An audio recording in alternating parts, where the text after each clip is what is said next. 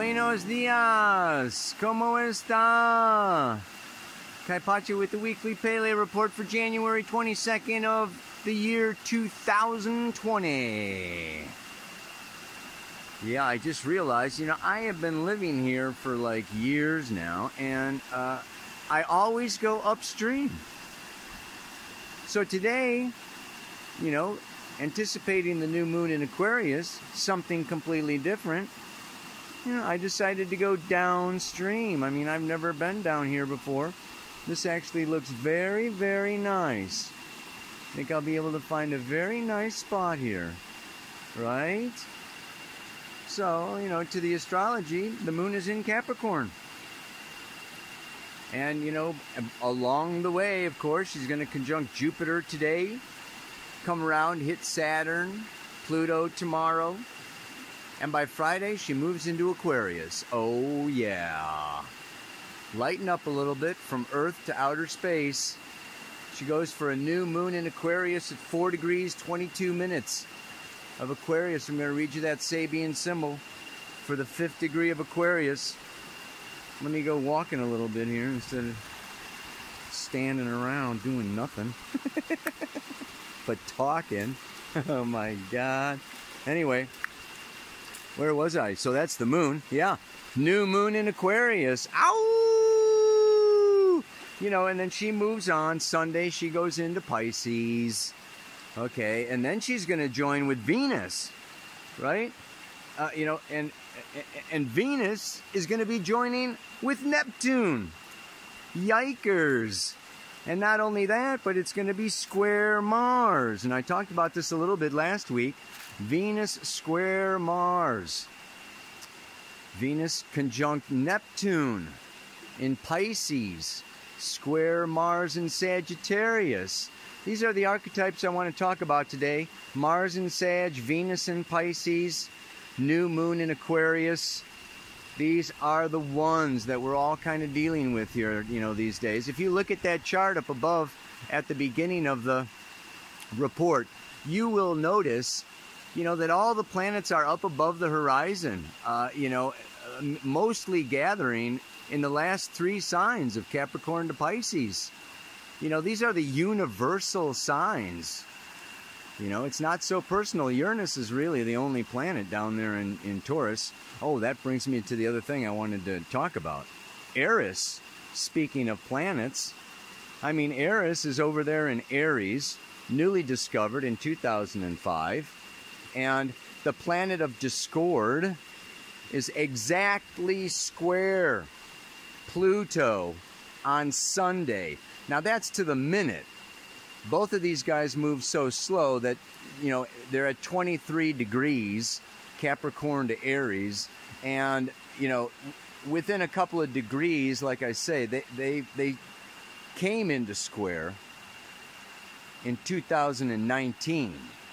They're staying square all 2020, all 2021, into 2022. And I can talk about that maybe a little bit. I don't know, there's too much to talk about. Okay, everybody. A lot of times I just want to get out of the way so you can see the beautiful river. Anyway, Creekside Chat with Kaipacha today. I want to tell you a story. This is a great story, and I think it weaves together so beautifully this archetype of Sagittarius, mutable fire, the archer, the philosopher, the teacher, the guru, the wise one, ruled by Jupiter, boom, king of Mount Olympus, prosperity, abundance, expansion, Jupiter. And Jupiter, before they discovered Neptune, also ruled Pisces. So, these are both mutable signs. Pisces is mutable water. I call it ether. I don't think it's water. Okay, but it's, now it's ruled by Neptune. Neptune is there, at home. The fish swimming in the ocean of Neptune. It's appropriate. Okay, Venus coming around. And we know that Venus is the lower octave of Neptune. Neptune being divine love, merging together now with Venus, earthly love. Divine and earthly love coming together. But what? Square Mars. You know, it's just like, you gotta pay your dues if you want to sing the blues. You know it don't come easy. Ow! Where was I? And Aquarius. Fixed air. I don't think it's air. I think it's outer space. Way out there. Extraterrestrial intelligence, computers, technology, artificial intelligence, whatever. New moon. It's groups, organizations, it's politics, Davos. Okay, it's the elite. You know, the billionaires, the rich people coming together, you know, in Davos to decide the future of the economy of planet Earth. I mean, how perfect for the new moon in Aquarius. Oh, poor Dios. And, you know, and then what else? Yeah, so the story. I think I first heard this from my friend Stephen Forrest. If you don't know Stephen Forrest, he's one of the best astrologers ever. You got to read some of his books. Go to his workshops, listen to his lectures. He is, you know, he's one of my teachers. He's awesome. And he told this story. And I don't know if I'm going to be able to tell it as good as he told it, but, you know, it's worth telling today. There was a monk, and he had lived and kind of moved up through the ranks of Buddhism. He was a Buddhist monk. And he, you know, did his diet and his vegetarian. He lived the simple life of the devotee, highly devoted, did his meditations every day, sat at the foot of the Rinpoche, and just was, you know, awesome, wonderful, beautiful. And one day it came to be that, you know, the Rinpoche said, you know, it's time. It's your time. I want you to go and stay with the king and learn and bring what we have to the king. And listen, the king is a very wise man. And so the monk, who had never left the monastery since he was a little boy, took the journey over mountain, over dale. You can just see him going through the Himalayas, you know, to the great castle of the king. With the great huge doors and the guards. When the pomp and circumstance, you know, they open and he's greeted and he's brought in on the red carpet. And he's brought in, you know, into the king's chambers. Only it's not just the king's chambers. He's immediately led into a great hall where there is a feast. And everyone is eating and drinking and dancing, and, you know, the music is playing, and, you know, and the monk, you know, comes in and it's like, you know, nothing like he had ever seen before. And the king is at the top. He's at the head, you know, of the, you know, the grand tables of the feasts, you know, the food and the, you know, the fruits and the cakes and the meat and the, it's everything that you could imagine. And the king motions, you know, to bring the monk over, and there's a place right next to the king, right? He saved a place for the monk. So, you know, the monk, you know, humbly, you know, with his head bowed down low, you know, I mean, he comes around and of course, you know, he's, you know, in great humility for the king. And the king, you know, have a seat, you know, sit down, Jupiter, you know, it's just like, boom, you know, help, you know, bring him food, bring him drink. And you know, and so, you know, I mean, the monk had never seen this kind of food or this feast. I mean, he was probably vegetarian or something, you know. and he's like, you know, but you know, they throw the thigh of a llama or something in front of him. Anyway, you don't say no to the king. You don't say no to Jupiter. It's like, okay, when in Rome, do as the Romans do. I mean, the monk is no dummy. I mean, so, you know, he sits down and he partakes of the feast with the king. And the king brings on the dancing girls, and the beautiful women dance before the monk, and the monk's eyes just kind of bug out of his head. And he can't believe all of this. Or why the Rinpoche wanted him to come and visit the king in the first place. It was a real head scratcher. So he made it through the night. He made it through the feast. He was just kind of like, oh man. And finally they said, okay, now is, it's time. Take him to his chamber. And so they escort the monk with his tiny little bag of belongings. They escort him to this huge, sala, this huge room with couches and chairs and a big fireplace and the biggest bed that he'd ever seen with a big canopy over the top of it. And they said, "This are your quarters." And so he went in and he tried to go to sleep, but when he laid down on the bed, he looked up. And what did he see?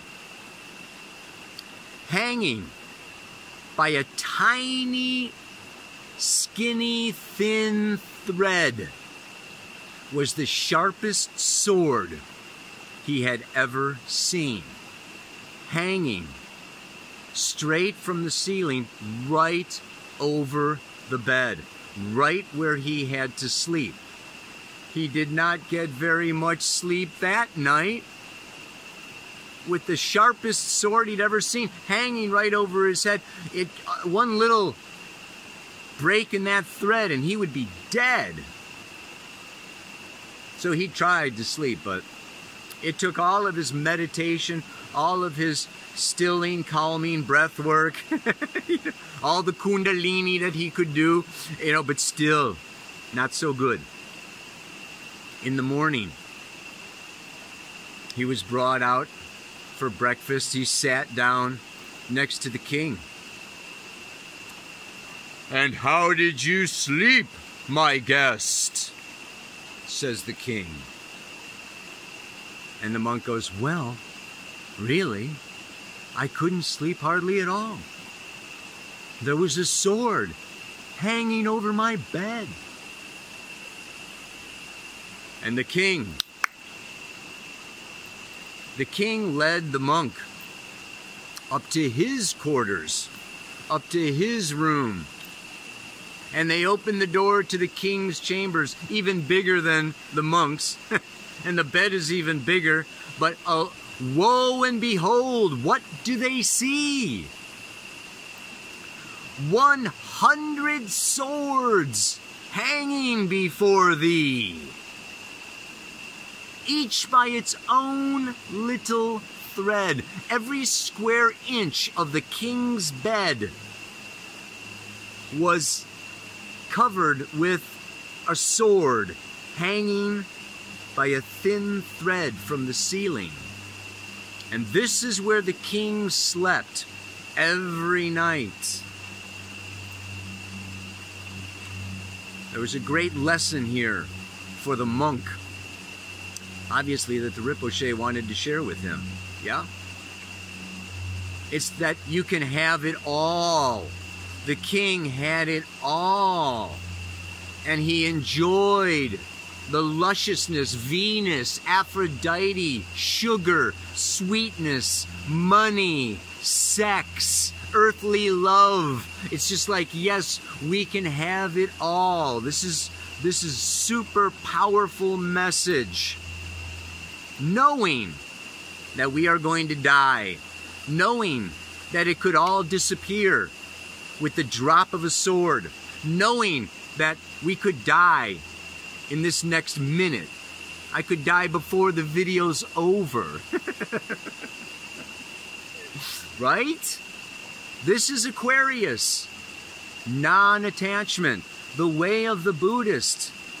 The scientist experiments with life. goes into the unknown, has no fear of diving in with the whole heart, the whole body, the whole mind, and just, knowing that it's an experiment, knowing that it's Maya, knowing that there's something to be learned, something to be gained, something to, some truth to be revealed through all of this, and not getting attached emotionally, physically, mentally obsessed, with a particular person, place, thing, routine, position, whatever earthly goods are laid before us, so we can have the feast. It's like, jump in, go for it. Don't lose yourself in it. Don't get taken down the river, right? But just stay conscious, stay awake, stay aware. And so I wanted to bring that story, right? Because, this is this new moon in Aquarius. It has to do with stepping outside the norm, outside the convention, outside the past, non-attachment. And with that non-attachment comes clarity. It's not, I'm seeing this from my subjective viewpoint. I'm not taking things personally. I am in my witness. I'm in my observer. I'm in my third eye. And not only am I in my third eye, but I am connected to something higher, something more. And so what do we have as the Sabian symbol for the 5th degree of Sagittarius? Sabian symbol, if you're new to the channel, this is one of my favorites.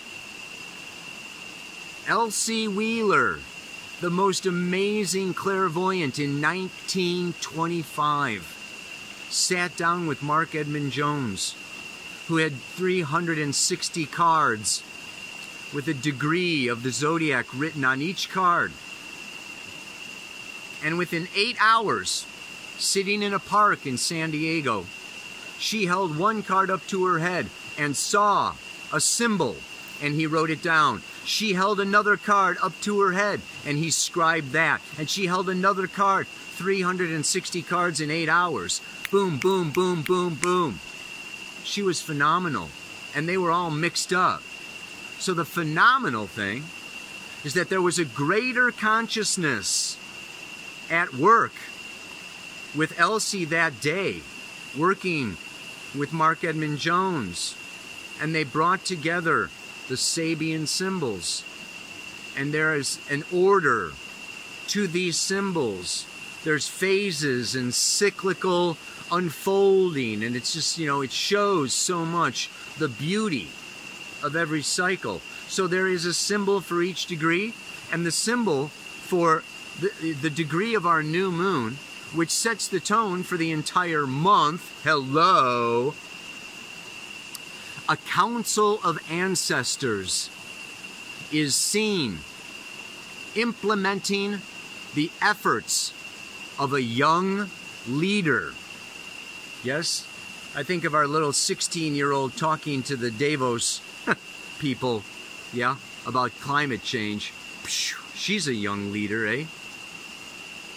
The keynote is the root foundation of past performances, which power and sustain whatever decision is made in a crisis by an individual. The whole past of mankind stands behind any individual effort, especially in times of critical decisions. Every individual is far more dependent upon the strength of his ancestors' achievements, or oppressed by their failures and lack of vision, than he usually believes.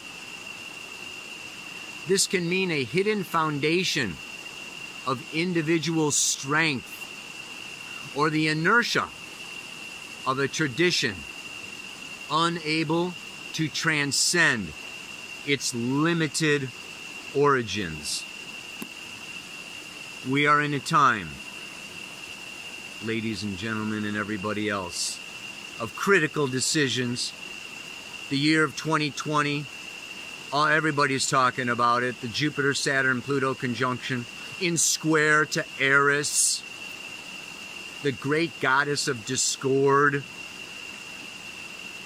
These are times where the future of our planet is at stake.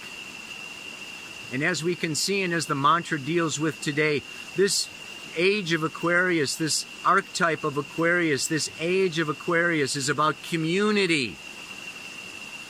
I'm doing a whole event, Astrology Rising 2020 here in Costa Rica. Our theme is unity in diversity. And as we can see, science and technology is bringing us together as a global consciousness more and more. Like it or not, ready or not, we are dealing with global issues. It's not the type of a thing where we can separate out. 5G, you know, SpaceX is, you know, shooting off 20,000 satellites. You know, right now, since the beginning, there are 1,728 satellites. So we want to multiply that, yeah, by more than 10 times what's out there now. By the end of this year, I could tell you another story. I don't know how long I should talk, but I never do. I signed this petition, right? Because there's this petition that the astronomers, there's 230 astronomers that have signed this petition, that against launching 20,000 satellites, because it's going to totally disrupt astronomy, our view of the night sky, our ability to see outside of our own sphere, plus all the EMFs that, these satellites are going to be bombarding us with 5G radio frequencies, right? I mean, it's just going to absolutely disrupt the whole thing. So the astronomers are, signing this petition, and they invite other astronomers, other engineers, other scientists. You had to, And so I says, well, I'll sign that petition, by God. So I go to the, I go to the website, and it leaves a comment, and I said, as a shamanic astrologer, I sit beneath the planets and I receive psychic transmissions from these planets. And this is guidance for myself, my life, my teachings, expansion of consciousness. These satellites are going to totally disrupt my receiving, my transmissions, my meditations, as well as the visible, tangible, physical effects that it's going to have on astronomy. And I put a little note in there for the astronomers. I said, finally, the astrologers and the astronomers can agree on something. And then I signed it, of course. I am an electronics engineer, so I qualified, as an engineer, but I don't know if they're really going to put my note, in there to Trump or whoever, wherever it's going, They'll probably kick me out. Anyway, where was I, man? I was in this place.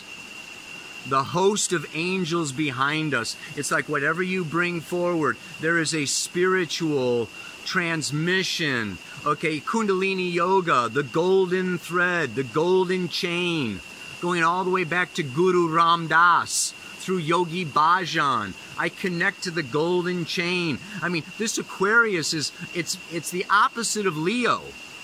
Trump's a Leo rising. I, me, my, me, I'm the king. Aquarius is the good of the planet, the good of the community, the good of the future. So it's very impersonal. The computers and the science and technology, this is very impersonal, right? So, this is stepping into the third eye. I associate Aquarius, You know, with the sixth chakra, Prometheus, awakening, illumination. This is a super powerful time. And I just want to encourage you all that this time of critical decisions in both our personal lives and in our social lives, we are not alone. There are spiritual beings. Just talk to Rudolf Steiner. You know, there are the cherubim, the cherubim, the spirits of time, the spirits of form, the spirits of space, the dynamis, the curiosities. There are zillions. They're not just extraterrestrials, man. I mean, they are extraterrestrials, but they don't have to even have a planet. It's just, and so we are, and so, you know, today my mantra is about the family. That we are a human family. And just kind of think of this planet Earth as the school of planet Earth. And let's say that it's got 12 grades.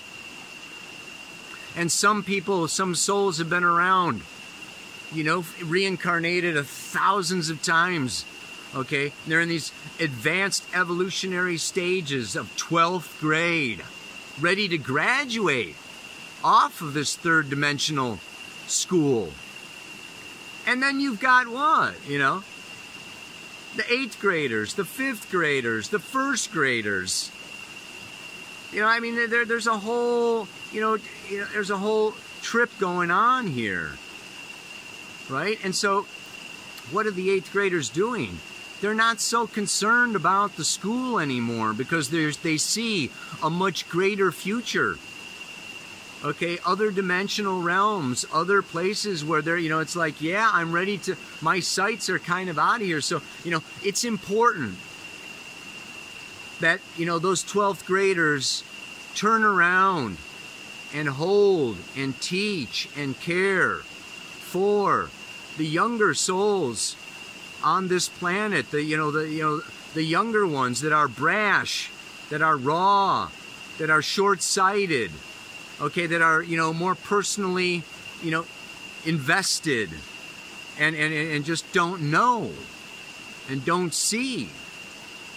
So this is where, you know, how to deal with this discord, Pluto square Eris, and how to deal with some of the inane, psychotic, neurotic, sociopathic leaders and choices and businesses that are going on. It's just like, we could get very angry, very alienated, very judgmental, very, you know, this is the downside of Aquarius is detachment instead of non-attachment.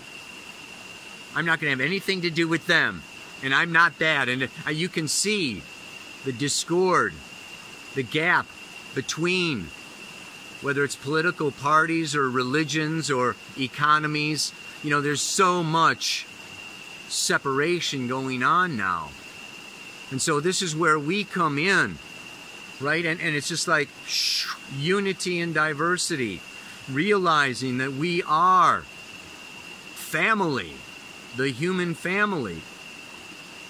And I don't know what, I mean, I got, you know, 5 brothers and sisters. There were 6 kids in our family. We didn't all get along, man. We still don't. You know, families, there's karma there, right? You know, there's definitely, we wake each other up and bump each other and bop each other over the head, and it's just like, you know, call each other on their shit, and it's just boom, boom, boom, boom. I'm not saying that just because we're family, we're all lovey-dovey. I mean, we can argue and stuff, but hey, there is a common, we are on the same planet. You know, we are of the same DNA structure until people start messing with it. So, yeah, this is, you know, this is what the mantra is about today. And it's just, I now see that my destiny is about way more than me. For us. Oh, for the time has come for us to be one. Big human family. This is the north node of the moon in Cancer. Cancer is family. Emotional connection, nurturing, caring, holding, supporting. That's a, North Node is our future evolutionary path for now, and it's there until May. So this is a real time to be focusing on this kind of energy. I now see that my destiny is about way more than me. For the time has come for us to be one big human family. May you treat everyone as your brothers and sisters, no matter what grade they're in. And hopefully one day we will all graduate together. Namaste. Aloha. So much love. Ow! Oh man, I wanted to show you. I got my shungite. I want to thank Mike Redhawk. He made this for me. And, you know, it's got some moldavite, but, you know, the main stone in there is shungite. Shungite is the protector from EMF and 5G and 4G and wireless and all that stuff. Get a hold of some shungite, bro. Sis. Everybody. Namaste.